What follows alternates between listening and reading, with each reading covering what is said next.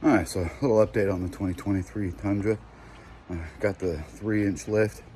That's 3 in the front, 1 in the rear, and I did it so I could put some bigger tires underneath it.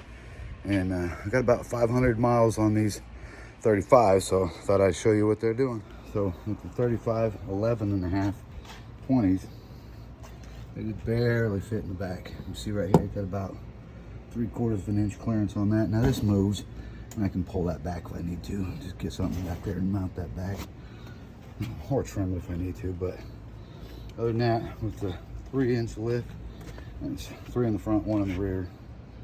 Leveling kit is what they call it. I have no clearance issues. Like I said, I got about 500 miles on it, and went up into Oklahoma for the elk hunt with Team Tate Outdoors. Didn't have any issues, no rubbing, nothing on there. You know, backing in and out, doing different things. Pulled the trailer with it for a while. Haven't had any issues. Like I said, loaded with the coolers and the trailer.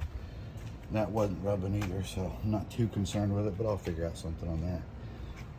But so with a 3.5 or 3-inch lift, 35/11.5/20s will fit. Looks good.